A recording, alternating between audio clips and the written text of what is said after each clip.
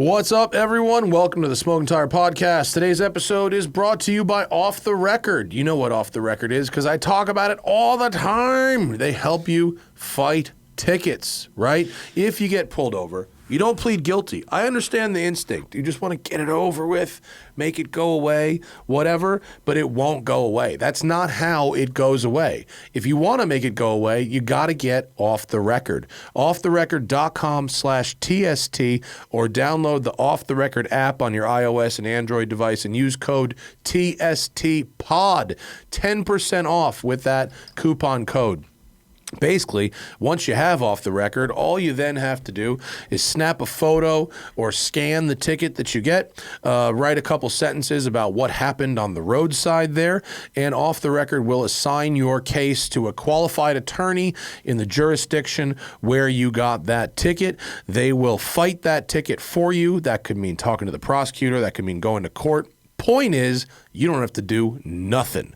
Then, when they're done, they call you and they say, look what we did for you, yay. They have an unbelievable success ratio. They're not perfect, no system is, but man, are they on point. So go to offtherecord.com/TST or download the download the Off the Record app and use code TSTPOD, make an account, have it ready in your pocket. That way, if you get pulled over, you're not panicking and you will know what to do. Again, offtherecord.com/TST or code TSTPOD on the Off the Record app. Do it. All right, kids, it's a crew show today. We are talking about the upcoming drive in the Lucid Sapphire. We're talking about why police chases might not be such a good thing, even though they are really, really fun. We talk about an update on the GR Corolla diff overheating issue.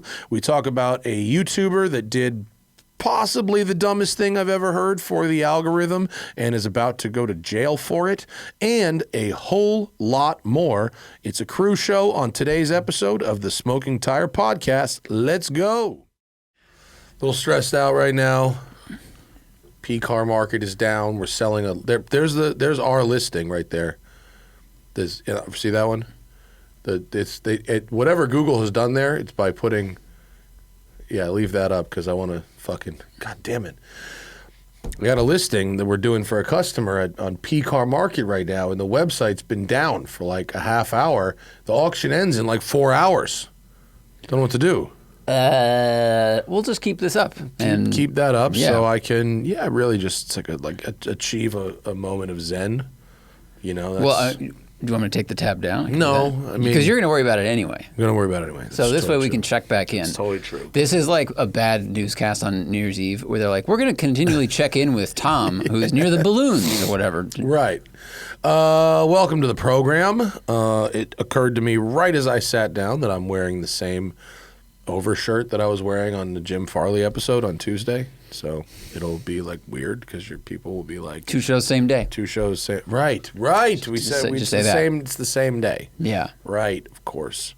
It's not that I hung this back on the thing and then put it on again this morning. I think there's this channel I like called Dropout TV, which is a continuation of College Humor, and they do really good improv game shows, but the lead host and owner of it, who is the son of Robert Reich, like Secretary of Labor for the Clinton administration, but I'm pretty sure he wears the exact same pinstripe suit in every single episode. Which it makes it easy to edit. Yeah. Right? Cody of Some More News wears the same like haggard suit on everyone. Which, did you see this week's Some More News? No. I recommend it because it's about police chases. Oh. It's about why police chases are like a complete disaster. Oh, okay. And it's a funny thing because as Americans, and we love a police chase. It's exciting. Yeah. They're in movies, and then you see them on real TV, and you go, ooh. You know who dies a lot in police chases? Yeah, other people. People that are completely unrelated to the police chase. Yeah. Well, isn't that why they started having the do not chase laws in a number of states and cities? Yeah. But other states and cities have increased the number of chases. Oh. And guess what happens when they do that? A lot of people die. Wow. A lot of people get hurt. A lot of people die. Because it turns out everyone's bad at driving, including people involved in police chases, and they all think they're in a goddamn movie.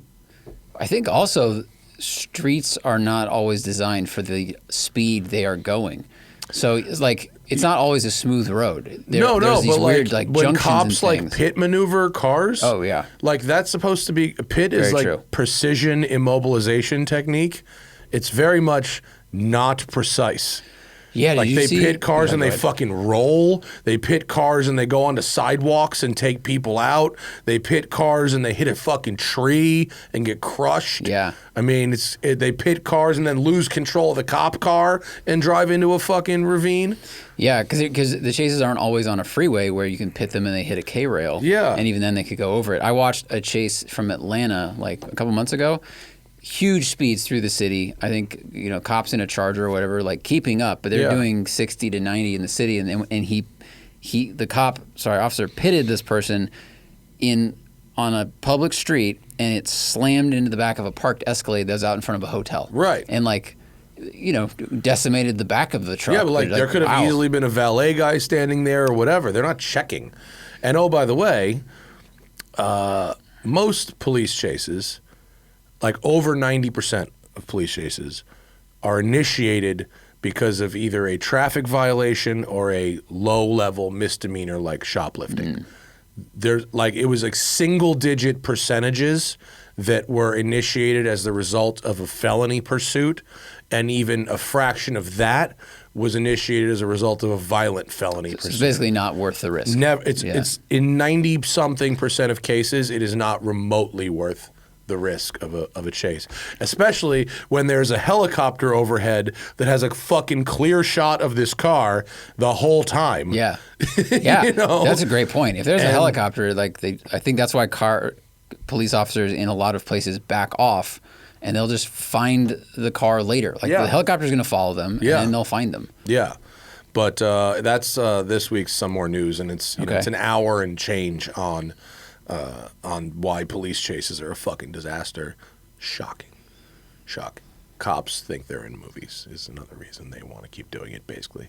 Well, I mean, is that speculative? Like, are we thinking that police officers do it for fun? They're the expert on record? police chases are saying we're saying that the cops think they're fun. Oh. Yeah. But you know what I mean? It's probably exciting. It is probably a lot fun. Of adrenaline. course it's probably fun.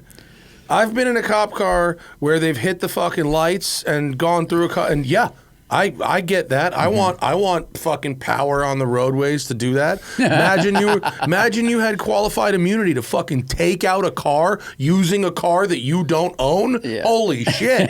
You telling me you want to give that power up?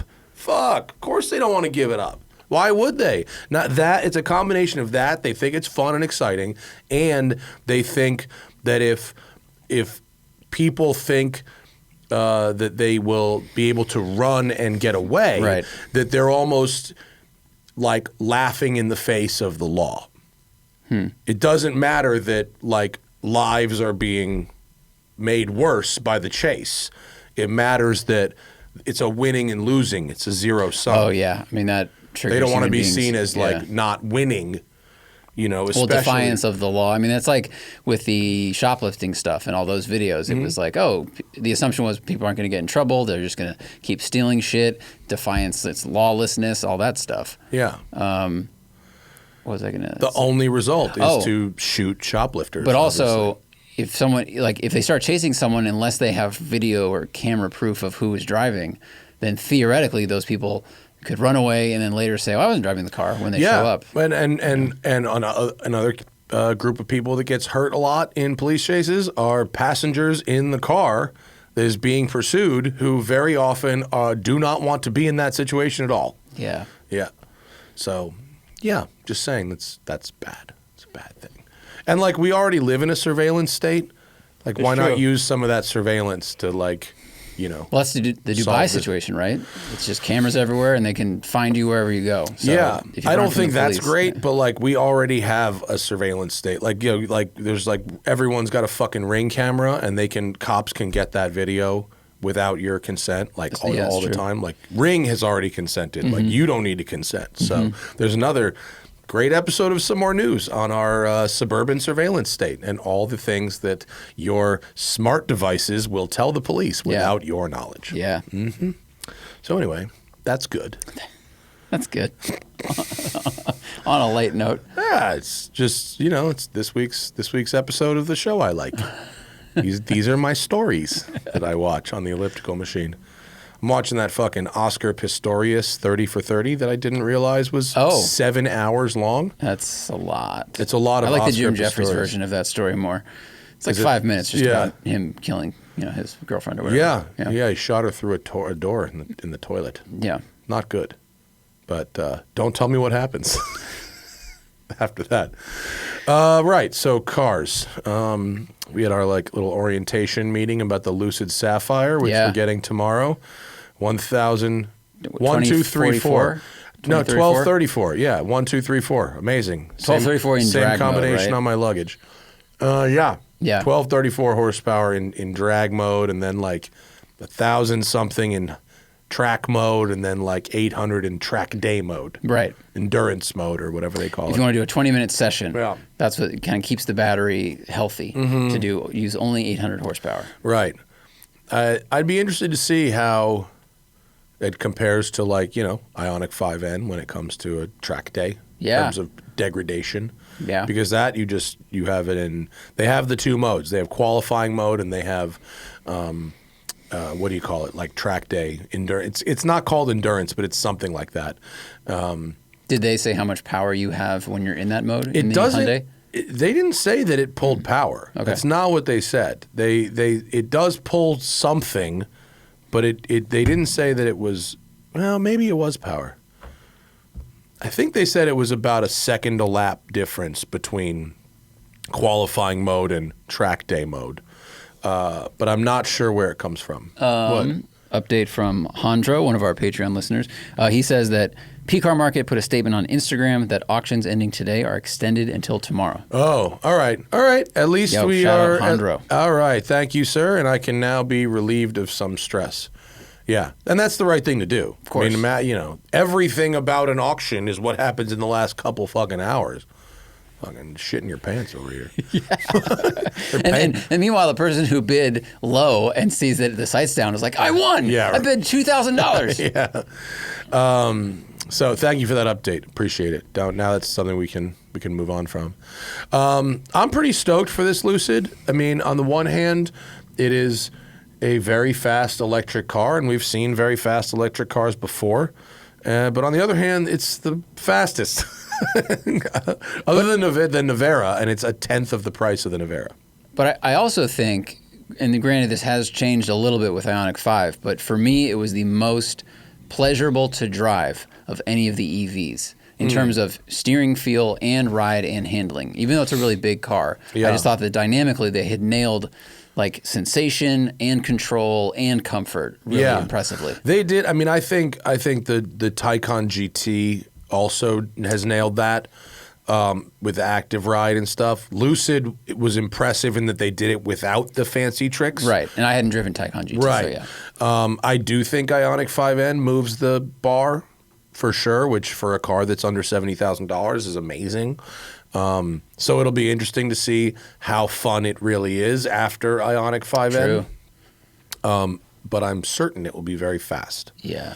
And we're going to drive it up to Sonoma, where our pal Ali of Range Energy is having a little private track day. So we're going to do some lapping and make a little video. There will be video. I had, a lot of people, I think, I had probably 10 different people message me about the conversation we had last week about why the GR and the BRZ were not doing well. You found the statistics. Did that make it onto the show? I don't think it did. That made it onto a cruise show over the weekend. I think you told me before we did the thing with Jim. Oh, I did. Yeah. Oh, wow. I think where they sold 5 times as many GRs as they did BRZs. They sold last year. They sold 1,900 GR86s, and they sold 247, I believe, BRZs. I think was that year. I think that was last month. Oh, was it? I think it was a month. I think it was a month. Oh, okay. That's a lot. But it was GR86s. Huh? Yeah. But it was a lot more. So we may have chosen the wrong car for the SEO. But a lot of people were telling me that maybe I wasn't clear about it because I know why there's certain channels that get more views than us. okay? And it's not about us getting views versus Throttle House or versus Camisa or whatever. What was frustrating to me is that even within our own little world over here, that it didn't do well compared to our other content, to our other content. Right, true. Like, okay, yeah, Throttle House gets more views than us. Good for them. I like them. I'm happy for them. It's not a competition. I don't give a shit. As long as everyone's paying their fucking mortgage, I'm happy. But it's more about a frustration that even within our reduced expectation of what successful is, that video seemed to have all the elements of what should make one of our videos successful compared to our other videos, and it didn't work. Fair. Yeah. That's why. It's not like, oh, why is fucking Whistling Diesel getting more videos? Well, he's lighting Ferraris on fire. That's why. And of course, fucking, we've now reached peak algorithm feeding with fucking dumbass Alex Choi. Yes. Fucking felonies for doing the dumbest possible thing one could do for the algorithm. Fire off fucking fireworks out of a helicopter at El Mirage at a fucking state park. Right, Like, on BLM land, yeah. On BLM land. No permits. No permits, purchasing fireworks out of state to launch them in California and admitting it on camera. Like, But then, holy and then fucking... putting directed by. Oh Like putting your name on it God. and going, by the way, I did this. I hope it was worth it for the views, you fucking dumbass. Guys, got to take just one break for today's show is sponsored by Tinker. Tinker's a new mobile app offering one-on-one live help for auto DIYers, letting them work with Tinker's certified automotive experts instantly via live video chat for quick answers for all car topics. It's like having a pro mechanic in your pocket for all those burning car questions. Whether you're a seasoned hobbyist with a weekend build or just trying to save some time and money doing some auto repairs yourself, Tinker has you covered. All the experts are vetted and have professional mechanic experience or ASE certification. I personally am looking to purchase a new vehicle and possibly do a project card build and giveaway, and I am really going to need Tinker's help on this because the last time we did a project card giveaway, we had to pay people for everything. It cost us a ton of money we didn't get to keep. And this time we're going to have to do a little bit of our own maintenance, and I cannot be trusted. So Tinker will need to be on the line for me. Right? So head over to the Apple App Store right now, download the Tinker app, like having a pro mechanic in your pocket, whether you're trying to avoid going to the mechanic and getting a big bill, or whether you're just trying to help finish a weekend project that's been hanging in there, collecting dust in the garage. Tinker is here for you. It's like having a pro mechanic in your pocket. Get the Tinker app on the Apple App Store right now. And thank you to Tinker for supporting the Smoking Tire Podcast. That's crazy. Well, I was thinking about this.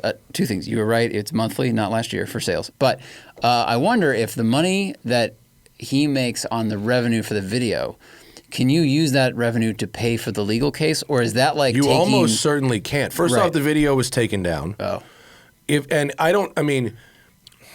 The funny thing is he wasn't caught. Like, that video was like last year, and then he was arrested now. Yeah, I didn't know that. I And thought it so happened real he'd quick. already banked the money. I don't know how long the video was up for, but it's not up now. So, like, dude, to pay for, like, lawyers for criminal, there's almost no way that video is making enough money to do that. No, not making you- enough. you mean I was wondering if it was like Pablo Escobar pays for his legal fees with his cocaine Well, sales like, revenue. did he use his own Lambo? Because, like, that could be, like, asset forfeiture. Like, they could seize his car. You know, like, they can seize shit. Like, just as a comparison, Donnie, when he got locked up in Arizona, and he has not been proven guilty, but they froze all of his bank accounts.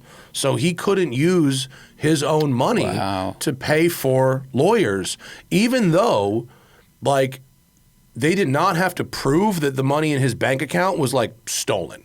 Right, well, because that proof will come out in the court case. But Right. they go, well, you can't use what's potentially evidence. It wasn't necessarily right? stolen because the transaction never went through.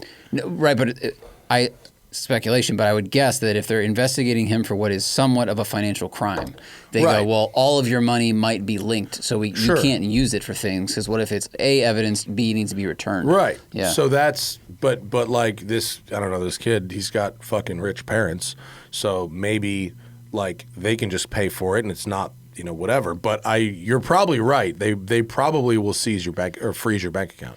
Shooting fucking rockets out of a helicopter at El Mirage without permits or permission. That's crazy. Well, because we were theorizing, we were like, I wonder if you could do that shoot legally if you got the permits, if you had insurance. Like, if it was a movie, they blow shit up in California, right? So, like, is it something they actually could have done? Sure. And this Alex has the means to pay for production insurance and get whatever else is needed for that, and you probably could have just made the actual video. The means, yes, but not the fucking brain. Yeah, like. Yeah, it's not as lawless as people think. You know, you're out in the middle of the desert. It seems like you can get away with a lot, but not when the whole purpose of being out there is to create a piece of evidence of what you've done for purposes of sharing to literally as many people as possible. Yeah, very true. It's crazy. Like, dude, people have fucking brain damage. It's like unbelievable. Well, it's like people that go to sideshows and film themselves. Yeah. Like, you are filming yourself breaking the law. And but like this is where our algorithmically fed, you know, brain, like lizard brain, fucking ends up. I mean, you know, when I was talking about the GR Corolla thing, and people like, someone was like, well, Christian was like, was it the algorithm? And I was like, it is, but you can't just to say it's the algorithm dismisses the behavior of actual people. The algorithm responds to people's actions and circular feeds them what it thinks they want. And so just like with, you know, Facebook and 2016 election content and extremism and stuff like that. Now, there was that study that showed, like, you know, if you made a new empty Facebook account and you clicked on like one like fan page of, you know, if you wanted to like learn about vaccines, you were like 3 clicks away from like hardcore fucking MAGA, like crazy shit. Like, you don't have to get that far, and it like does it. And so it's the same kind of thing with training us as humans to just go favor, you know, this extreme type content, the whistling diesel blowing up a Ferrari, or, you know, firing rockets out of a helicopter. Like, you're not gonna, like, you don't get a reaction or like a dopamine hit or whatever from a car review.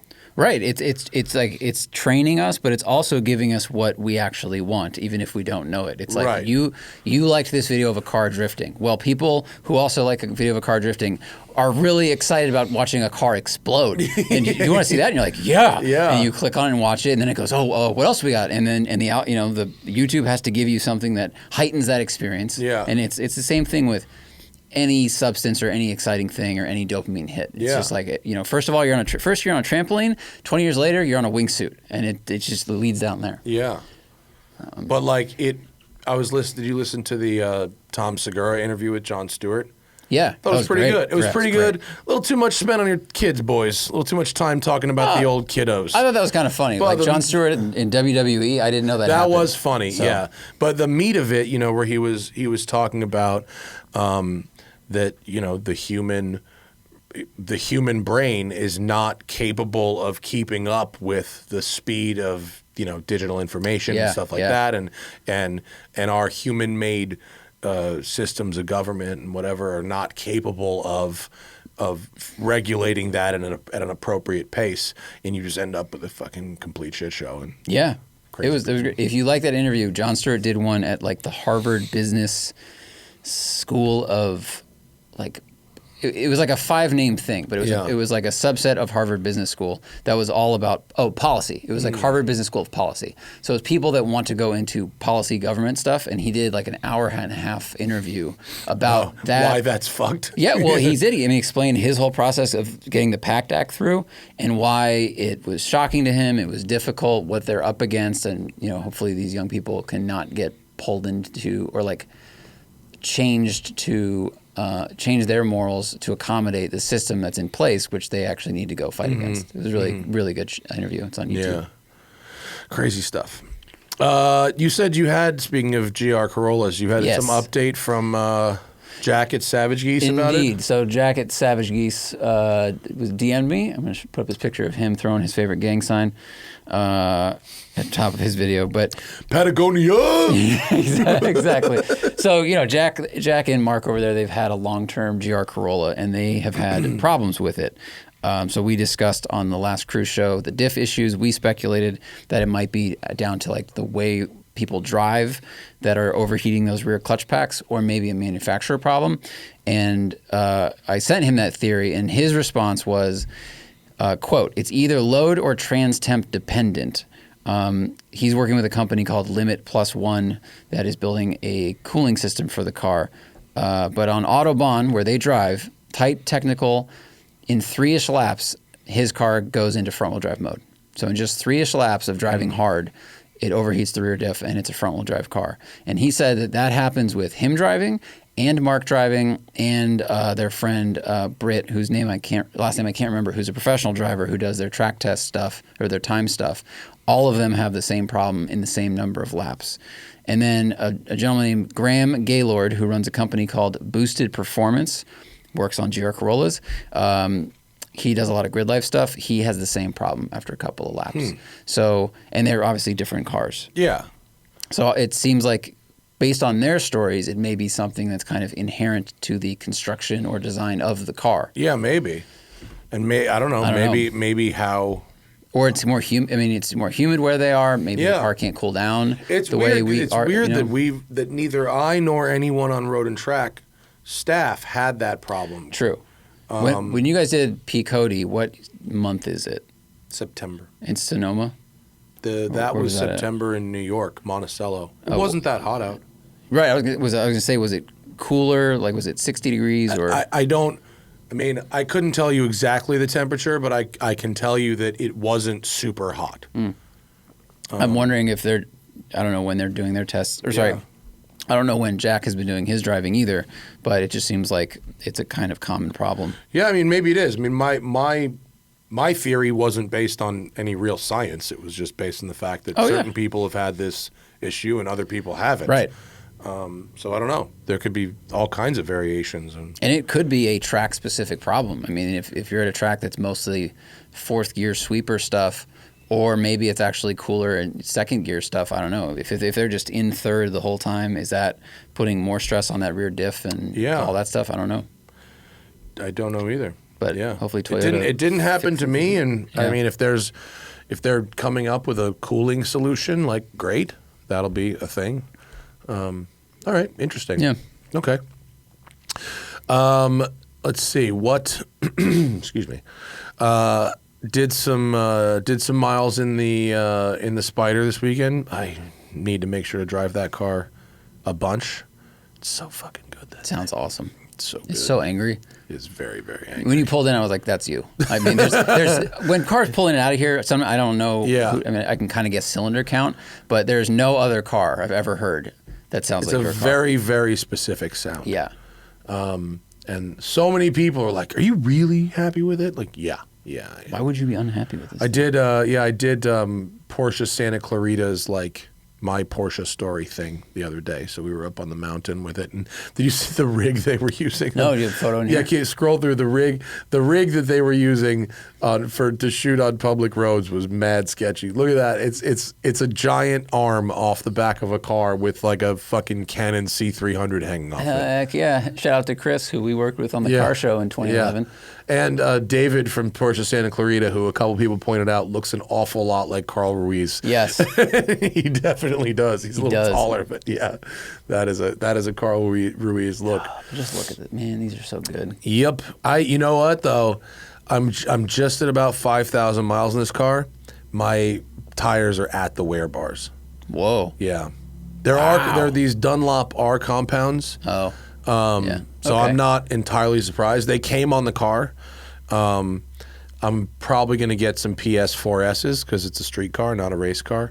I did think that they might last a little longer than this, But you've what percentage of driving would you say you've done in the canyons in this car versus like highway? I mean, like time-wise, those are miles. 50. But like I went when I did the break-in, where Hannah and I did 1,500 miles to up in wine country and back, and then you and I drove to Luft and back, and that was all highway. Very true. Yeah. So that was 800 miles. Of the 5,000 miles, it's probably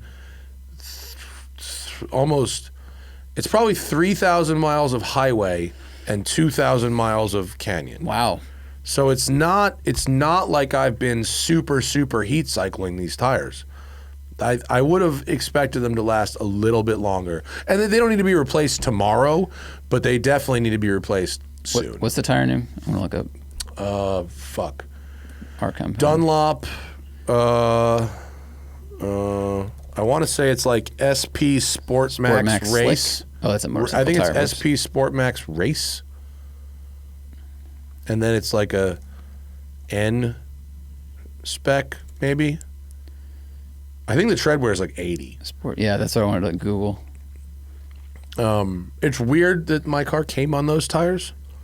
It's because they were like out of Michelin's. Like, I think that's pretty much. They'll just put fucking whatever. Like they'll literally just put any tire on the car, like whatever's around. That's what Porsche's is that or you waiting for your car to arrive for another couple months? Yeah. After the first one sank. But when that showed up, I was like, "What is this?" And they actually they drive nice. They're okay to drive on, but like I don't know. I'll probably get more than double that on PS4Ss, and considering I'm never going on a racetrack in this car, and considering I do get stuck in the rain sometimes, that will be a treat. Well, PS4Ss are put on so many high-performance cars from factory because they are very good. Yeah. It's not like you're shortchanging yourself for longer wear. Yeah. So. Oh, I do have a little reliability concern though on my Porsche. The dash clock, the analog clock, a little condensation in there. Ooh, that's a new one that showed up yesterday. Yeah. Don't know why. That's kind of surprising. Yeah, that's a weird one. I might have to actually go try and use my warranty. Yeah, we don't live in a very humid place. No, it's weird, right? Yeah. Really strange. That's a bummer. Yeah, I mean, whatever. They'll fix it. But like, that's the first thing to go wrong in that car. Okay. Glad you're glad I didn't say engine, right? Yeah. Yeah. Of course. It's not the engine. No, it's the clock. And also, like, that was no disrespect to demand. I'm glad you didn't say mechanical anything because, That's fine. All that is working exactly as it's supposed to. But nice. Yeah, the clock on the dashboard, a little foggy. Weird. Okay. It's very odd. Just got to unscrew it, wipe it, screw it back on. I guess. I don't. If that's how you do it. I don't know. It's probably glued on, like the face. Yeah, I'm sure. Off. Don't fucking DM me. By the time the show goes up, I will have figured out how to solve this problem, and maybe I can do it myself. That'll be. I would just take it to the place. You go to Porsche Santa Clara every month. That's true. That's true. Just while you're there, I just go to the Cars and Coffee and then take an Uber home. Maybe they could just take care of it while you're there. Just like make an appointment, arrive at 9. Yeah. I don't know if the service department's open on Saturdays. I mean, you could probably pick up and drop off on Saturday, but I don't know if they're working. Get a loaner. I don't see a lot of people working in their service department when the Cars and Coffees are going on. Yeah. So maybe they don't. What loaner from Porsche would you want if you could pick any of them? If they offer anything at all, they're going to be Macans. They're not offering. This is Fantasyland. Just like, of all the new things, if you were like, oh, I get a loaner, I'll take that one. A Taycan. Sport Turismo. Yeah. I was actually thinking I should start looking on Auto Tempest. What do Taycan Turismos? No, like instead of replacing, instead of getting any new EV or the Mach-E or whatever, maybe it's more scientifically appropriate for us as an outlet if I buy a used EV and we study that. So let's see if Taycan. What is a Taycan Sport Turismo? Can you go to advanced search and search by trim? Yes, Sport Turismo. Actually, we probably want Cross Turismo because Sport Turismo is only GTS, and I want a base. I don't want a GTS. Cross Turismo. What do we have here? So Taycans. Oh wow. Okay, not bad. So I could get a 22 Cross Turismo. Look at that one. So the second one down, 22 Cross Turismo 4, 14,000 miles for 15 grand less than a brand new Macan. See, that's not bad. These are such good looking cars. They are very good looking. I think I saw the red press car in my neighborhood really? 4 days ago. I was like, damn. So that's not bad. And that's 72,000 asking. I bet they let that thing go for 69.9. You know what I mean? Probably. Gray interior is not great, but you know, we're shopping. But there's a lot of them on autotempest.com/TST. 32,000 miles. Oh, wow. Look at that one. Go down. 2023 Taycan Cross Turismo 4 in chalk. Is that chalk? Yeah. With 937 miles on it. 78 grand. What? That's a fucking brand new car. Is it broken? Why? I don't know. Why? Somebody really didn't like it.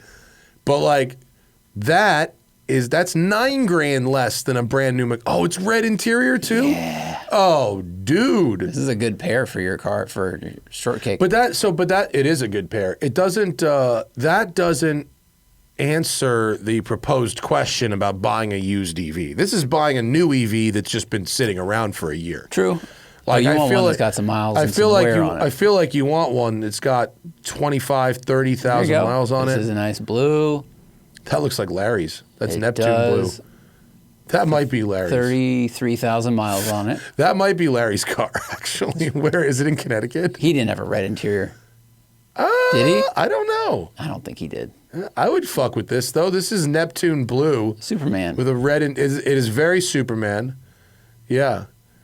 So that one has 30, but I don't understand. Is it just the color? Oh, it's a 4S. That's why it's still 78,000, even though it's got 30,000 miles on it. That would be a good one. Like if I could get that down 4 or 5 grand, like that would be to get a 4S with some miles. That would be a good thing to. Is that an experiment worth doing? I mean, it's your money, so I say yes. Yeah, I know. Playing with other people's money is Great good. time. That's Let us know in the comments. Should I get a new EV, something brand new, and do a long-term 3-year ownership experience like I did with the Mach-E, or do we want to know about buying a used EV and what happens there? I think it's also a question of what would our main channel audience, would they be into things like battery degradation and getting it inspected and stuff like that? Yeah. Or just podcast audience or both. I don't know. Because I've said that I wouldn't want a used EV a bunch of times. Yeah. And that is true for a variety of reasons. But maybe I'm wrong. Maybe I get a used EV and it's no stories, perfectly fine. It's a good question. I don't know. Which year is this, 21? That's a 21. What year did these come out? 21. Wasn't the first year a little problematic, or was that mostly software changes? No, first Taycans were 2020s, and Turismos were 21s. Right. But they'd sorted out the Taycan 2020 problems. Yes. Because the 2020 Taycans had COVID. What I've learned about Taycans is there were a few different issues with them, all of which were fixable, but it was batches. So it was Taycans built in August of 2020 had a bad 12-volt blah, blah, blah, blah.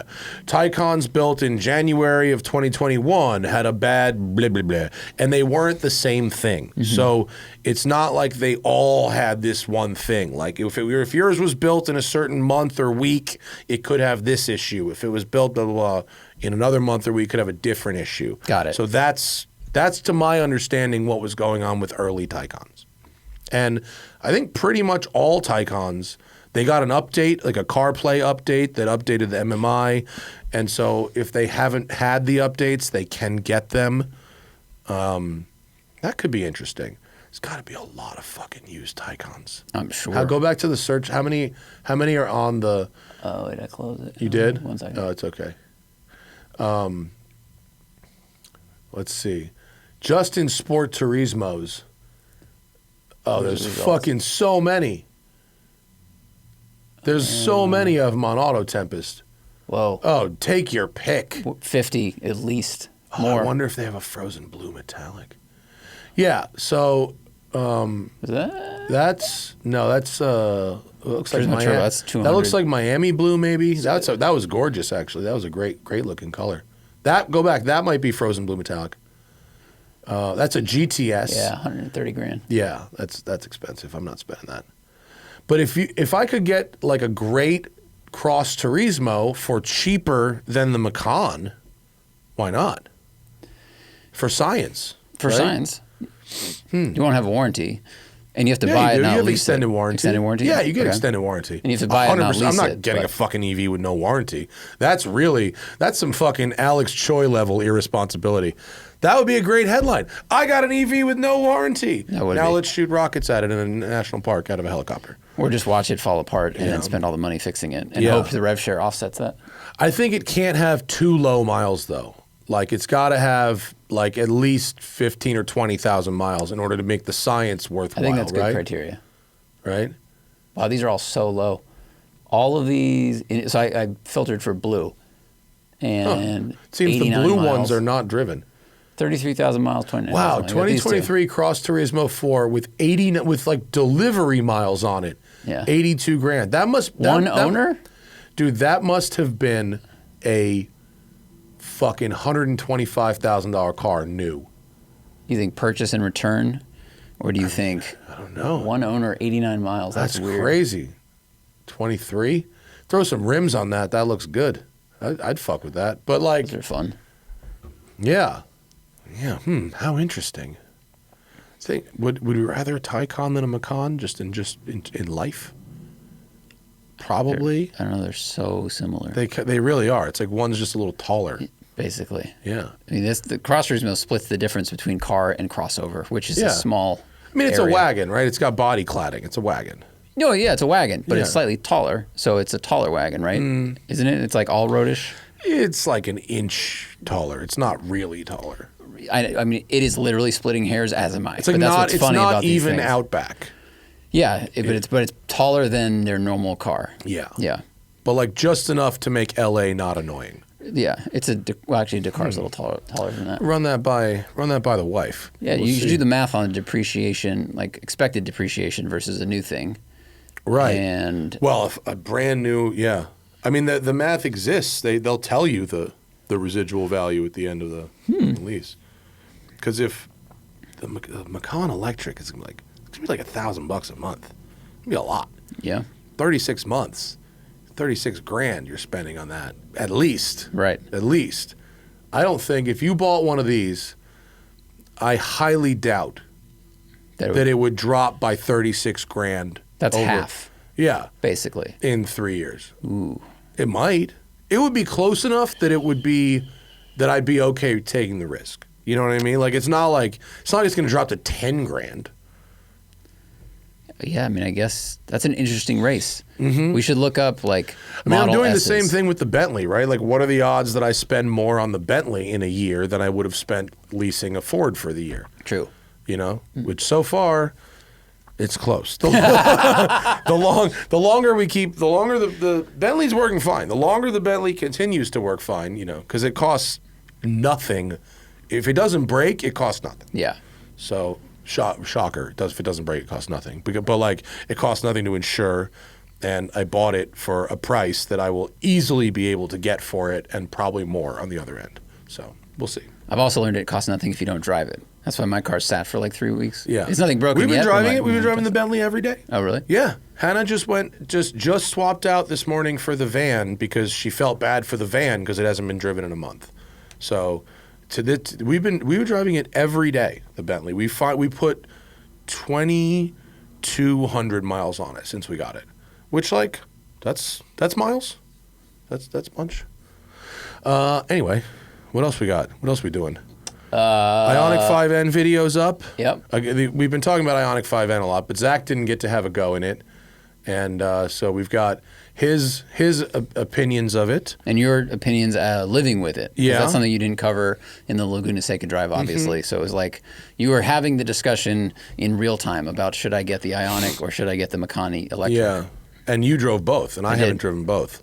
Oh yeah, you still haven't had the Macan electric. No, I have not driven the Macan EV. I wonder if they have pressers here yet. I don't think they do yet. I saw one at the Porsche Experience Center, but I don't know if that was a press car or what it was doing there or what. Well, if you drop off your shortcake at whatever Porsche Santa Clarita, you should get a Macan electric to borrow. I bet you those end up being loaners. I would not be shocked if they end up being loaners. Yeah. So go check out that video. It is up. We have a lot of questions left over from the Jim Farley show, which was great. Go listen to that, and we're going to go to the Patreon now and get to some of them. Patreon.com/The Smoking Tire Podcast is where you ask your questions. It's where you get an ad-free listening experience. It's where you get the show ahead of time and access early to all kinds of merch, including the next iteration of the Notice Canyon watch, which will be coming later this summer, and those will be exclusive to Patreons, or at least first crack from patrons. So, and the mint one did not make it out of the Patreon. So anyway, that's how you do it. Let's see what we have here. Mike Cabbage says, does the newest BRZ in 86 still have the RTV oil pickup issue? I don't know. No idea. We sort of heard about that, and then we never really heard anything else about that. I don't know. Let's explain. I mean, did Toyota or Subaru ever acknowledge that that was like a systematic problem that affected many, many cars? I mean, I remember they did eventually buy that guy a new engine, right? They did. I mean, I don't know. I'm trying to look it up in real time. In the Reddit, the GR86 forum, people say it's an overblown problem. Buy the car and enjoy it. Some people say if you track it and you have really, really sticky tires, like on right turns, you could have issues. But it says a lot of people track them with no issue by overfilling the oil by half of a quart. Okay. So I don't know. I haven't seen anything, and granted, it's the last 48 seconds, that says that they changed the oiling system at all. So that may still be a possibility. I don't know. It doesn't seem like it's the kind of thing that should keep you out of buying the car. But if you plan on buying one and taking it to a track, you should do some research and maybe do a little extra preparation. Yeah, one person says the RTV issue seemed to be a batch of cars that were made with too much RTV, and while Subaru or Toyota would never admit it, maybe they've tightened that up. Yeah. Also true, they might have just gone, let's turn that gun down a little bit. Yeah. I don't know. But you know what happens? There's a bunch of situations where people buy cars, and this is not necessarily related to the RTV directly, where they buy cars and they put tires on that are much, much stickier than the car came with. Yeah. And you end up with a bunch of problems. It could be like your oil pan is not designed to hold 2 Gs. It could be that your hubs or your axles or your wheels are not designed to hold that kind of stress. I remember distinctly when I had my C5 Corvette, I had a guy in New York make me a set of wheels. This was before I was connected to the HRE guys, and I thought those wheels were fine, but it turns out they were really more for show than for go, because when I switched from Goodyear tires to a stickier Michelin tire, I cracked the wheels, the spokes of the wheels. Yep. Because they couldn't hold the load of the G-forces on those new tires.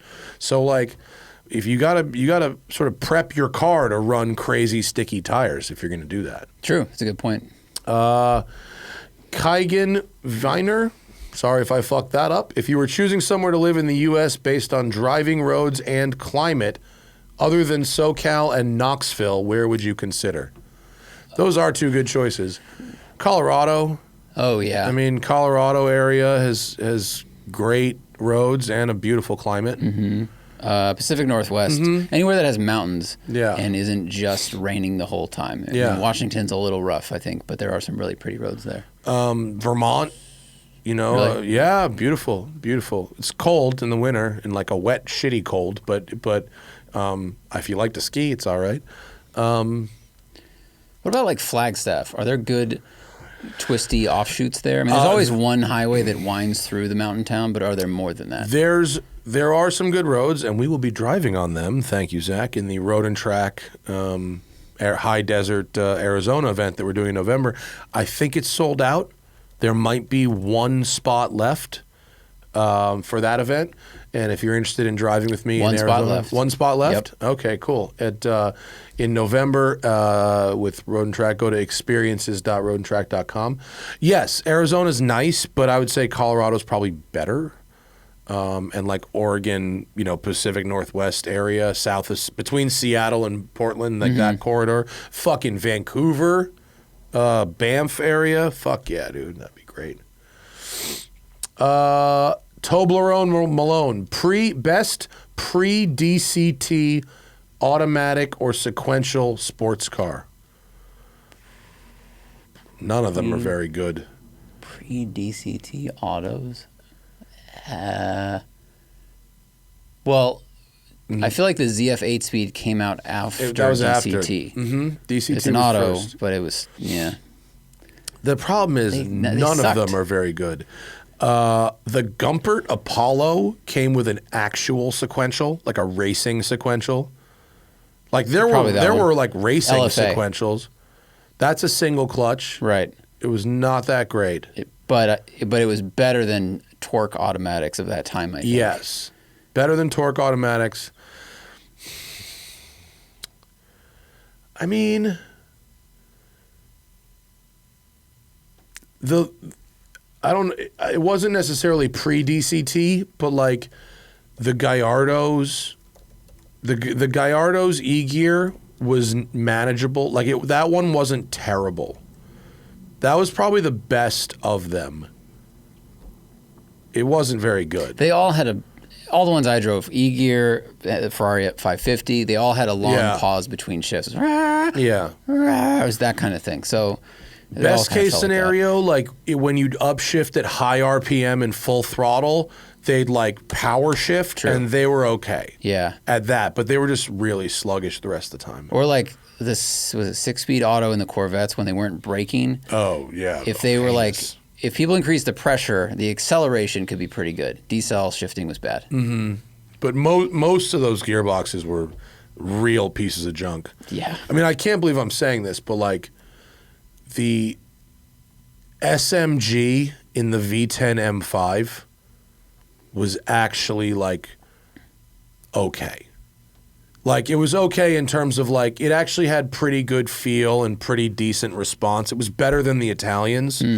It was so expensive to fix if it broke though. Thousands and thousands of dollars. It could total the car. But like that might have been the best one. Most of them are just They're really bad. Yeah. Yeah, most of them are fucking straight garbage. Thomas E. says, is the Mercedes CLA... Oh, well, we'll come back to that because I reviewed the CLA 4035 and we haven't done the video yet. So let's table Thomas's. Sarong Singh, I picked up a mint example, 06 330 Ci ZHP. Nice. It's a perfect everyday car and I'm very happy with it. Have either of you owned one? No. I've never owned one, but I've driven them and they are very nice. They're great. Travis Sikulski had a really clean black sedan ZCP that he sold, or ZHP, sorry, and he regrets doing that. They get the handling of the M3 without the complicated engine. Yes, they're less powerful, but most of the time it doesn't matter. They're nice. Yeah. And they're nice cars. 06 330 Ci doesn't have to even be a ZHP. Just that is a nice car. Definitely. Yeah. Jason says, other than a 911 Dakar or a Storado, what's the coolest enthusiast vehicle you've seen that's been modified for utility? Well, I mean, adding utility. Are we talking about a lift? Are we talking about I've seen like a Lambo. I've seen sports cars and supercars with like modified to pull little trailers so they could take their track tires and kit to the track. Yeah, the Miata trailers. There's a luggage rack you can put on Miata trunks and you can carry 4 tires. Really? Yeah. Oh man, just max out the rear shocks. Yep. That's pretty hardcore. I like seeing I've like an Aventador with a roof rack, a cargo box on it. I've seen a Koenigsegg with a cargo box on it. Right, That's that kind of skier cool. used to have that. Yeah, John Olson. Yeah. That's kind of neat. I think the famous, what was it, 996 that was driving around with the roof rack? Yeah, the black one? That 996 road trip guy. Yeah. Yeah. Take it camping and stuff like camping that. out of his Pretty cool. 911. That's all right. I mean, I've seen like almost every kind of sports car you can think of, I've seen someone modify one to add some sort of utility in some way. I would agree that I think the roof rack edition, because when they choose a roof rack where the design actually complements the shape of the car, it doesn't look bad and it makes the car so much more usable. Yeah. Love a roof rack on a car. It works on the Lambos. I think it's a good shape, or the R8s look good with a roof rack. The one on that Koenigsegg also looked good. It had the same kind of round. I think it was made custom. by Koenigsegg. Oh. Yeah. I think Christian made that thing. That, or I don't know. I actually don't know. I can't say that. I don't know. But that's cool. It looked great. This guy's from Massachusetts. I just went to all-wheel drive biased. I just went to a wicked big meet.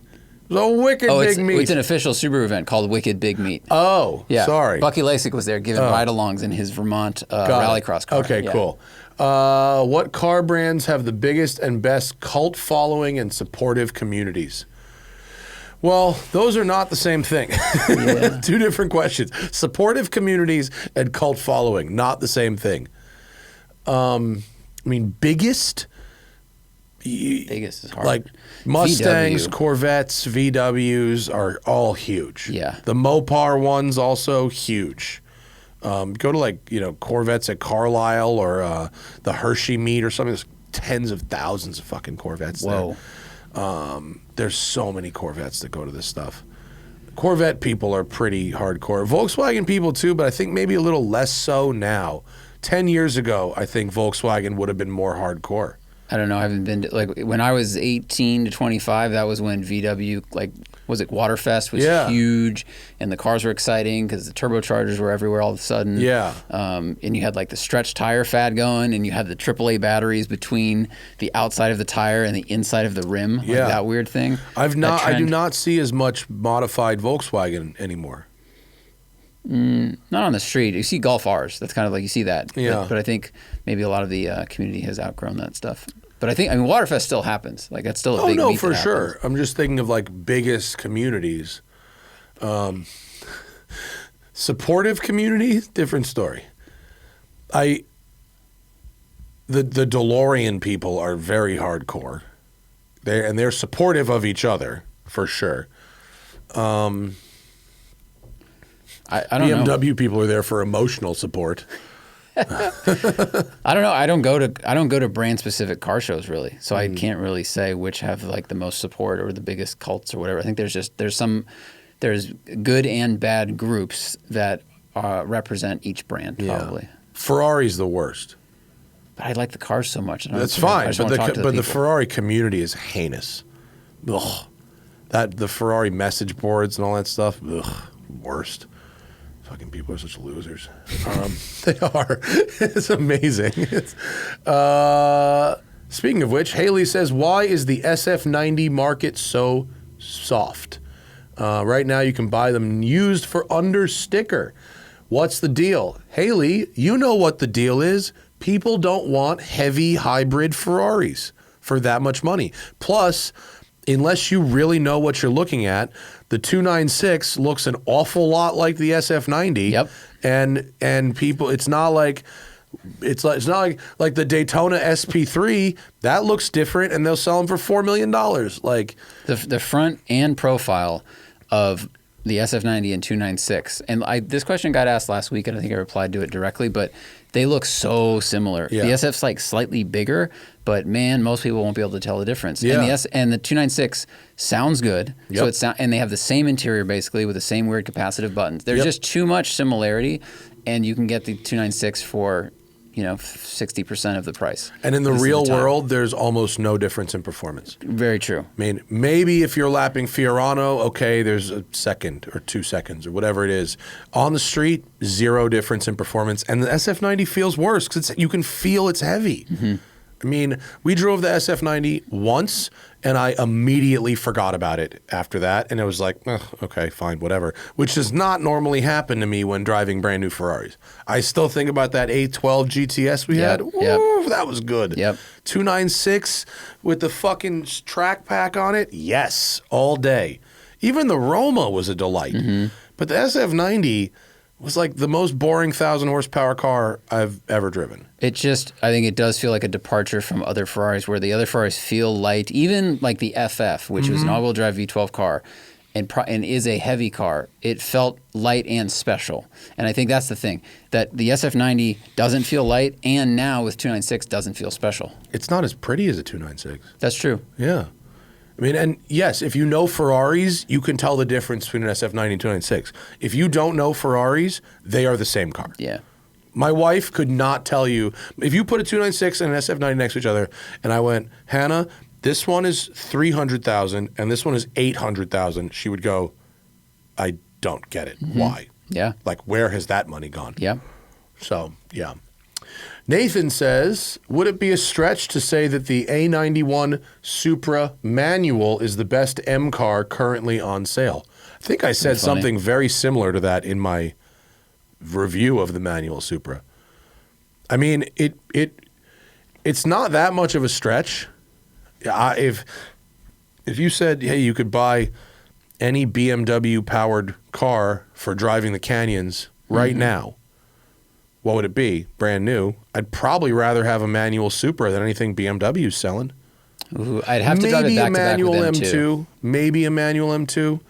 But I don't like all the fucking computers they've got going on. You do not. They don't do it for me. I'd have to drive them back to back because I don't know if the wheelbase is different offhand between the two cars. I have just booked for third week in July, a Z4 manual. Cool. Yeah. Okay. So they finally, a shout out to you-know-who. I said, as soon as they come in the fleet, please email me. And he did. And so now we have it on the schedule. So we got the new Miata, the ND3, and then the Z4 manual back to back. Summertime Not at cars. the same time, but one after the other. Cool.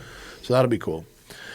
Ben Stahl says, what watch do you find yourself wearing other than the Canyon? I have a bunch of watches, and I have to make an effort to wear them all, and I wear almost all of them. There's a couple sentimental pieces that I have that were like given to me as college graduation and whatever that I don't wear very much, but I keep. But almost everything else I make the effort to wear. It's because like the stuff here, the difference in whether I wear it a lot or don't is the strap. If it's a leather strap, I wear it less because I wash my hands like 50 times a day because I'm doing dishes, I'm feeding the cats, I'm dropping a deuce, whatever, I'm working in the garage, whatever, my hands get really dirty. And so if I wear leather straps, I don't want them to get fucking nasty. So I'll put a leather strap watch on if I'm going to dress up, go out, something nice. But throughout the workday, it's got to be like this is the MN strap that I'm wearing, which is waterproof, or a steel bracelet because my hands are getting wet all the time. So it's usually the steel Rolexes or the Seikos or something. But I was wearing this weekend, the G-Shock you got me, which is awesome. It's a fucking cool watch. I really, really dig it. And it's really so light compared to all my other watches are like nice metal watches, like dress watches.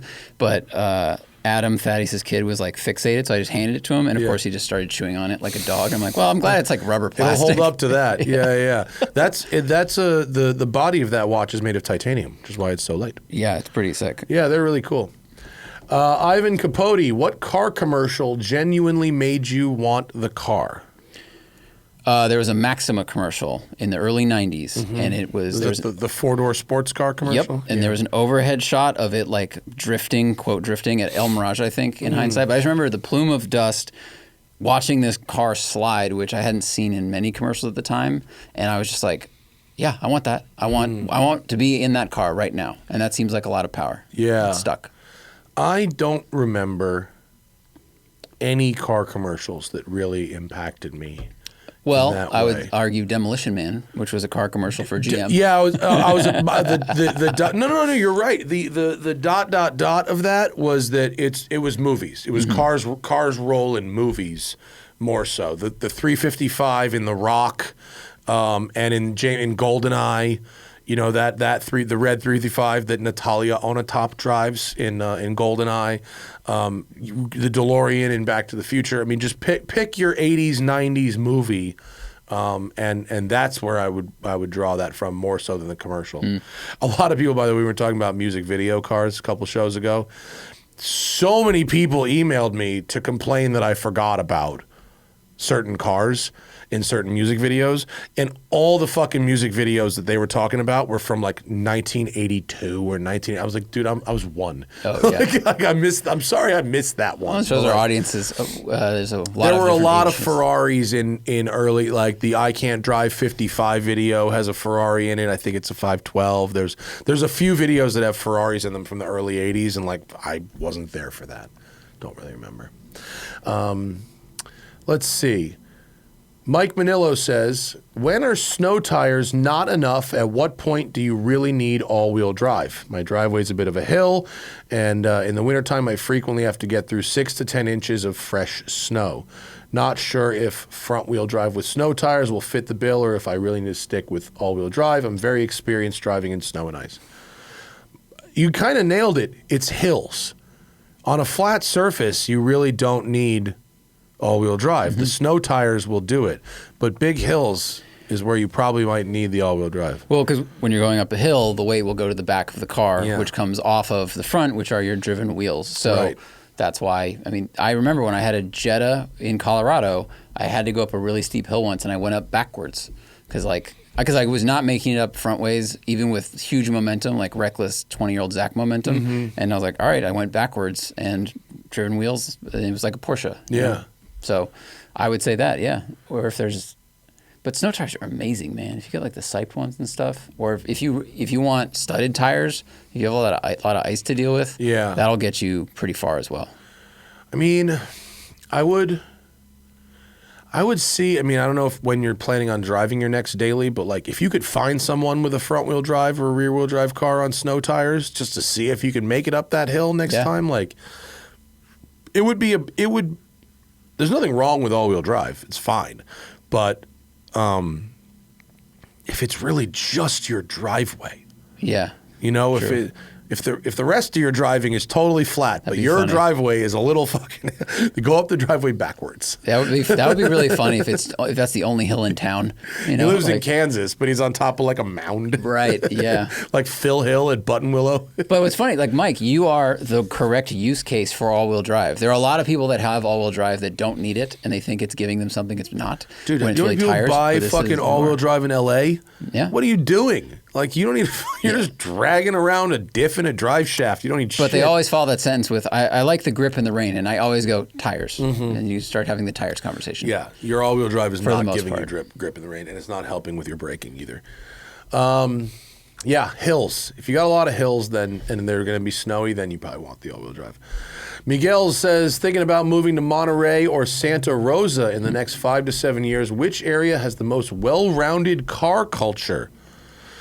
I don't know about, I mean, what's interesting about Monterey is when it's not car week, it's actually kind of a little more of like a middle-class vibe in Monterey. There's like hot rods and trucks, and it's not all vintage Ferraris in Monterey. There's nice cars too, but it's a little more middle-class outside of that 1 week a year. True. When it gets all hoity-toity. And you're adjacent to, like, Santa Cruz has a lot of hot rod shows. There's Canepa's thing in Scotts Valley. I think Sonoma, having access to the Bay Area, you have larger hot rod shows, and you have Luft is back up there again this year because it's a bigger city. So you have access to more people, and therefore there's a wider variety of stuff. Like, just go follow Mike Musto on Instagram. Every weekend he goes to a different like car coffee event, and the diversity of cars is really impressive. Yeah, Santa Rosa is really nice. It is very Chef nice. Guy Fieri, mayor of Flavortown up there. So you just drive south, and then you're in the Bay Area, and there's a lot of stuff going on. Yeah, that whole area there's a lot. There's a pretty strong variety up there, and the roads are really nice. People shit on the Bay Area for a lot of reasons, and every time I go up there, I'm like, God, I'd like to live here. This is nice. I think people shit on it because it's overpriced. Yeah, and then San Francisco itself has kind of fallen apart. Yeah, but like around it is fantastic. Yeah. Okay, wait a minute. Shucky Ducky Quack Quack. Going to Hawaii next week. What should I Turo for a day to drive around the island of Oahu? Miata, Supra, C8 Corvette, 911 Cabrio, AMG GT, or Ferrari California? Here's the thing about Hawaii. It's a shitty place to drive sports cars. Beautiful place to sit on a beach, really nice people, fun food, cool culture, respect it all. Driving, You're not going to go fast. yeah. And I, in Hawaii, would rather fly under the radar. Like, Hawaii, sometimes the locals aren't the friendliest to tourists. Granted that it comes and goes. Like, my parents, we were driving down a road once, and someone threw a milkshake at our windshield. And we were driving Maybe they thought you were thirsty. Maybe they did. That was very nice. It was hot out. Yeah. Like, so there's that. But there's also nice people. But I don't think driving a Ferrari around is a great idea. And the roads are bumpy. And we frequently have had to park on like a dirt lot near a beach, or it rains a lot and all of a sudden it's muddy. So like having a sports car could be risky. When you go to Hawaii, like 85% of the cars on the rental lot are Wranglers. Like, they're all fucking Wranglers. And for a reason. The roads are shitty. There's a bunch of dirt roads and trails you might want to go on. Yeah. I would honestly skip the sports car. And if you really were determined to do the sports car, I'd probably go with if you've never driven one before, a C8 Corvette for $200 a day. You could take the roof off. You know, it's comfortable, got good suspension, good ride. True. You know, or the 911 Cabrio for $300 if you wanted to upscale it a little bit. And the C8 also has a good trunk space. Yeah. Because you'll have like towels and things. You want to be out. The Miata, I think, is too small for activities. Yeah. And the AMG GT or a Ferrari California, like, just no. It's a waste of the money. Yeah. No thanks. Yeah. Do you see Aiden's question? Oh, I missed that one. Sorry. Aiden says, what cigarette brand had the best motorsports livery? John Player Special. Probably, right? Yeah. Just black Darth Vader with a little bit of gold. It just looks so good. I mean, Marlboro's is like still going on. What was it called a few years ago? Mission Winnow. Mission Winnow. Where was I? I met someone who worked for Marlboro. Where was I? Oh, I had this conversation recently. I want to say I was like in an airport or something or on a plane, and I met someone. I got to talking to somebody that like worked for Marlboro, and I brought up Mission Winnow, and he's like, "Oh my God, don't get me started on this. This is so silly." Yeah, let's see. Philip Morris's title sponsorship to Ferrari ended in 2022. Oh, really? I thought it was still going on. Okay. But that doesn't say Mission Winnow. Yeah. Maybe they. But people figured, because they had Mission Winnow on the wing in Yeah. big letters, and it got figured out within like 2 months. Of course. Because people go, "What's that?" And then they investigate, and then people figure it out. And it's not Mission Win Now. It's Mission Winnow. Like, it's not like our mission is to win now. Oh, right. Yeah. It's and the Mission Winnow website is hilarious. I really recommend reading it. Zach Williams says, does adding more motors to an electric car change the driving experience more than just adding more horsepower? Yes. Yes. Because you can do active torque vectoring instead of brake vectoring. Yep. Like, if you like this Lucid Sapphire that we're going to be driving has 2 rear electric motors. So you can overdrive one motor and underdrive the other motor, which is something you can't do with a dual motor car. It's taking what we have done with some success with limited slip differentials for years and differentials, and giving the engineers even more control, like the precision control. What did they say on the call with the Sapphire? The traction control system is changing things 1,000 times per second. Mm-hmm. I remember with the new the R34 GTR, it was 100 times per second, like when that came out. So things are just getting faster and faster. Yeah. More precise control, better handling. Papa John's. But like but like with a gasoline car and a active differential, you can, like, you can, if you wanted to, I don't know what purpose this would serve, maybe the G-Wagon tank turn thing, but like you could run one wheel one direction and one wheel the other direction. True, very true. So if you wanted to do that, it would help. It helps the Rivian quad motor versus the Rivian dual motor. The acceleration is not that much different, but it's the way it can handle off-roading obstacles is substantially different. Mm-hmm. Yeah. Scroll down, please. Dennis V, what is the greatest sounding car that is the slowest? That S-Class V12 6, like the W140 S-Class with like the Zonda exhaust on it. Probably that. That's probably it. I was going to say that Montreal that you had. Oh, it was fantastic. Right? Not fast. No. But man, did it sound good. It sounded amazing. It was a 2.8 liter or V8. 2.6 liter V8. That was fucking what's up. Yeah. Camisa's Honda Beat with the ITBs.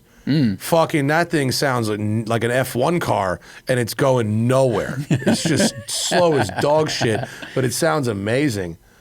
Anytime someone puts a Hayabusa motor into something, that usually sounds really good. A E30 M3, slow. Yeah. In a straight line, slow, but makes a lovely little sound. Induction, VR6s, a lot of those are not very fast, but they sound good. Yeah. Derek says, if the automotive financing market is one of the largest bubbles beyond housing here in the U.S., do you see the recent sales slump of EVs as a pushback on high prices and 5+ year loan average, or something else? Are OEMs being too greedy? Is R&D that expensive? Well, there's a lot there. Hang on. I think there's a couple things. One is, I don't think the slump is quite as bad as the outlets report it. Like, its EV market is still growing. It's just not growing as fast. Yeah. I also think that there is some level of saturation in terms of the number of people who want an EV. A lot of them already own one. There's the infrastructure not keeping up. There's the fact that there's announcements that certain EVs are going to use the Tesla network like next year. And so some people might be holding off to buy one of those that has the adapter or the Tesla charging port rather than what's being sold now. And most EVs are very expensive. They're very expensive. And interest rates are high. And everything else is expensive, so people have less money to spend. Yeah. You know, if your grocery bills are up like 40%. Yeah. So to go, I'm going to buy a new $80,000 EV also, I think it's just harder for people to do that. Yeah. And fucking one thing, and this is anecdotal, I haven't seen data on this, but Vinny over here, my operations manager at Westside, he's looking for a new daily beater, right? Because he had that Alpina B7 that he sold. Yeah. So he's looking for a beater. So he's looking for like a $10,000 to $12,000 car. And he's like, there is nothing in that range right now. Because so many people in our area, and he's like, and cars that should be $3,000 are like $7,000. He's like, there's like shit boxes right now that are 300,000 miles, and they're like, and they're double, triple what they really should be. Right, because people want to buy cars in cash. And I think also because interest rates are so high, people that would normally finance, let's say, a $6,000 car can't afford to. And so people that have those cars, they go, well, I know you can't get financing for this for a low amount of money, so I'm going to charge you more because you have to come to me. Jordan Koch says Steve Mignante has been his health struggles. This is the guy from Barrett Jackson who I love.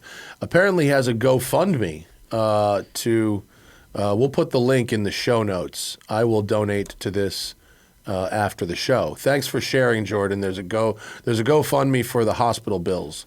They've done quite well. Steve Mignante. Oh wow, they fucking. They're a $100,000 goal, and they've raised $375K. Wow. Well, good. 375,000 out of how many donors? That's 6,500 donations. Okay, wow. Great. Well, I'm happy to donate also, but it seems that they have reached their goal. Maybe they can buy some of Steve's shit back. But man, good. Send some love to Steve Mignante. That guy is an encyclopedia. He was, and he's a very, very nice man. Thank you for sharing, Jordan. What is the best car for getting good fuel economy at sustained speeds greater than 80 miles an hour? I like this question. I think the slipperiest one. Aerodynamics, for sure. And I think aerodynamics combined with, I would say probably not like a small engine that's working hard. You probably want long gearing, sort of lazy motor. I wonder if it like Corvette. diesel. I'd say a Corvette. like a front engine Corvette with that super long 6th gear. I mean, I would regularly get 30 plus miles per gallon in my Corvette. It was easy without even trying. Someone replied to this person like their Corvette got 20 miles per gallon at 85 miles per hour. Yeah. I would say something like the Beamer that Vinny used to have, the diesel. Big torque, something slippery like that. 328D is what he had. Those are great. But either way, you're right. You don't want to overstress the engine because then you end up just going and just forcing the car to go faster than it really can. Right. Yeah. But I think the like C5, C6 Corvettes are, if you really want to get good feeling, a little overfill the tires a little bit, pump them up to 40. What's lighter, C5? Probably. Yeah, C5's lighter, and with the pop-up headlights, that's a really slippery front. I bet you might even be able to because they didn't have 6 speeds. Maybe even maybe a late C4. A late C4 might even be more aerodynamic than a C5, like a Grand Sport or something. I love the idea of hyper-miling a Corvette. We did that before. Remember, I did a Nissan Versa versus Corvette something or other. We did that. The practicality challenge. Oh yeah. Was it fuel economy? I don't know if it was. I think it was I think it was luggage related. It might have been. I did. Yeah. But yeah, Corvettes. If you want highway fuel economy, Corvettes are your move. Jim Kana, thoughts on the Creedor locomotive? Is this a watch? Yeah, I thought it was a train, and then I punched this link in. Oh, it's this new Creedor. It doesn't really do it for me. And the bracelet looks like it's been knocked off from AP a little bit. I like Creedor. I like the idea of Creedor more than I actually like the watches so much. But I think this one, how the bracelet fits the case, is a little weird for me. It's also sort of it's not a pentagon. What's 6? That's a hexagon. Yeah, it's like a hexagon circle. Mm-hmm. Reminds me a little bit of it's a tamer Corvette steering wheel, and I think that's kind of odd. Yeah, it doesn't really do it for me. There's a historical thing. It's like that was like their railway watch back in the day. And if you like it, God bless. But it's not really for me. Okay. Murray's ended up buying a 2017 RDX for his mother for $19,000. A used Macan at $25,000 was on the list. But listening to you guys talked about maintenance steered me away. What's another cheap car for sale that is a no-go due to maintenance? Oh, V10 M5s. Yeah. Used old AMG cars. Yeah. I mean, anything German or Italian, basically. Yeah. I mean, anything that was expensive and German. One of my people I follow on Instagram, he's a tech. He's like a Lamborghini master tech, but he had a photo he was sharing. A friend of his is a tech at a Jeep dealership. To fix like an HVAC controller in a Wagoneer, they had to take out the entire front interior and the center console to get to like a wire underneath the center console. It had to be like 10 hours just to get to that thing. That's crazy. That will end up being an expensive car to fix. How many more we got here? Let's see. This is the last page. Okay. Let's go to the fucking good ones. Joe says, what's the best car-related gift you've given or received? Torque wrench. That was a gift I got from an ex that I didn't really like very much, but she gave me a really good gift that has I've kept alive all this time. Yeah. Because I was just guessing for a long time. Given well, I've given cars. I've given 2 cars to my wife. It's true. The POW was probably the best car gift I've given. Received? Let's see. I guess car-related gift. Car-related. So it depends where we make that, because there's a lot of Chen photo. Yeah, like I've gotten a lot of photos, posters of cars. I mean, actually, Donnie gave me that incredible Ferrari book. That's awesome. Which was amazing. In a crate. Yeah, that thing was really fucking cool. I'm actually using it as a coffee table. Like, it's so cool that the whole thing became a coffee table. Yeah, that's pretty dope. That's really rad. Let's see. That's pretty good. That's pretty fucking cool. The dude who made my made strawberry shortcake into a straight model. Like I've gotten a bunch of car related like handmades, like stuff that people have made, which is really cool. But Tim turned the hub on my Fox body that kept like cracking. He made that into like a paperweight thing that which gave it to me. Is a very heavy paperweight. It will hold down all the paper. Yeah, it's super heavy. This is dope. That's cool. Yeah, that's the Gunther Works form model that they use so cool. to help people choose the finishes on their car. That's neat. Those are some good ones. Yeah. Okay. Alejandro says from the Jim Farley interview, don't you think it's a bit of a contradiction when he agrees that people should buy smaller and more efficient cars that fit 90% of their use case, but is also getting people to move from smaller cars like Civic and Corolla into Maverick trucks? Can't have it both ways, but also looking forward to what the Skunkworks Team EV platform mentioned comes up with. I think that is, that's true. One might also say that the Maverick might have taken some sales away from F-150. I think so. And Ranger, if people, if they want a small, efficient truck, and that one fits their needs. I don't know the numbers, but I think there's probably an argument to be made there. I don't think the Maverick pulled a lot of buyers that were going to go from small car to small car. I think it pulled buyers that would have gone as either from small car to bigger SUV or to F-150. Yeah. So like. Yes, they went from it's a truck, but it is like the smallest truck you can buy, and it serves a lot of good needs. And I also think the Maverick is more fuel efficient than the outgoing Focus. I don't know. Particularly the hybrid. The hybrid is fantastically efficient. Yeah. I think you're right, Alejandro, that yes, that's true. But like Jim said, at the time that he, and I believe him when he says this, at the time they canceled those sedans and hatchbacks, they were losing money on them. And a car company can't exist losing money on product. So I think he implied, without straight up saying it, he implied that once there is a business case for a sedan or a smaller car, they'll probably build one again. But I also think the Maverick is a step in the right direction in terms of its overall footprint, being small. It's the right size for the city. It covers a lot of people's 90% use case, and it is very fuel efficient. Do you have a number? Yeah, I pulled up fueleconomy.gov, and so the 2018 Ford Focus 2-liter got 26 city, 38 highway. Maverick Hybrid gets 42 city, 33 highway. So city is a lot better. Highway suffers a little bit. Did we get the 1-liter Focus here? No, we got the 1-liter Fiesta, never the Focus. That's what I thought. Okay. That was Europe. Right, that's what I thought. I don't know. It's on fueleconomy.gov, but anyway. I rented a 1-liter Focus in Europe. It was a fucking shitbox. It was horrible. It wasn't great.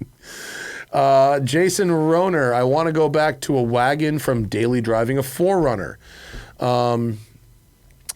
The Volvo, Mercedes, and Audi all-road fits the bill, but between air suspensions, rear steer, all the luxury touches, etc., I'm afraid of giving up reliability. Is there a smart way to buy a used luxury car? Get an extended warranty.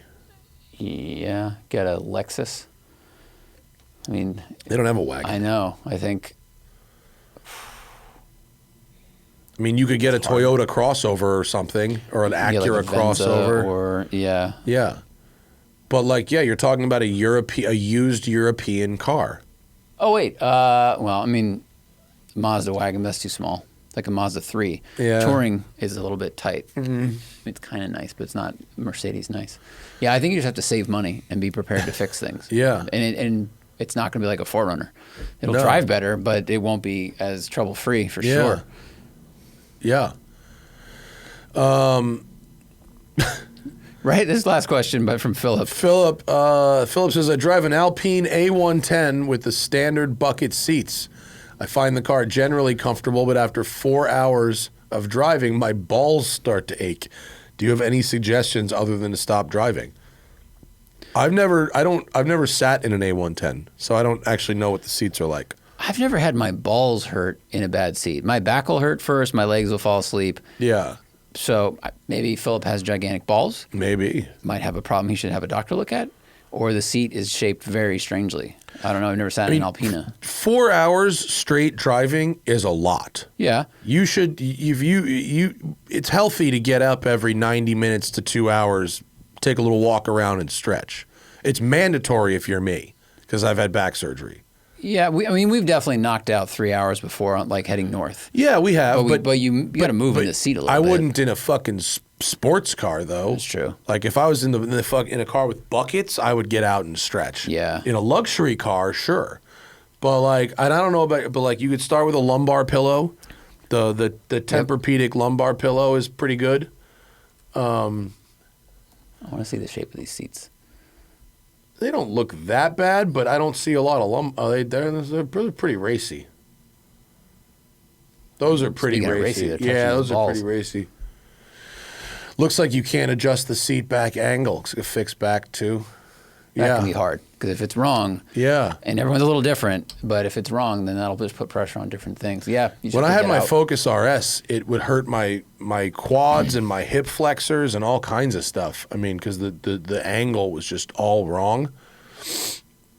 I mean, you could change the seats. I mean, these are European buckets, so they're non-airbag seats. You could get a different seat if you really wanted. Yeah. I would say you shouldn't drive for 4 hours straight. You should probably stretch a bit. Maybe get a lumbar pillow. Yeah. Just stop and shake them out. Yeah. For real. Swing them around a little bit, a little back and forth. 4 hours straight. You're covering Europe. That's a lot. Right? I mean, that's a pretty long time to drive. Yeah. That's like bottom of UK to the top, right? Yeah. No. The bottom of England, maybe, not the whole UK. Well, thank you all for your questions today. Let's see, what do we got next? Next will be the one we're going to do a show in the car from the Lucid Sapphire, probably on Friday on the way home, right? Yeah, Friday morning. We'll have all of our track data in our brain. We'll have things to talk about. If you have questions about the Lucid Sapphire, put that in the next show thing on the Patreon that Zach will make the event for. I don't think we'll be able to do it live. We will not. We will not, but we'll get it up. We'll get it up shortly after. May even be able to upload it from the road. The audio for sure. Yeah. I can definitely get the audio from the road. Cool. Check out, I guess, we're going to have a bunch more cars going to auction from Westside Collector Car Storage. I got a really nice driver grade 997 cab. I got a 992 cab also. I got a G63, and I've got a Velocity Restorations Bronco, all coming to auction. You can follow my social media for those. And thank you to our patrons for asking such good questions today. Make sure you head over to patreon.com, the Smoking Tire, if you want to get in on that action. And we will see you later. Bye.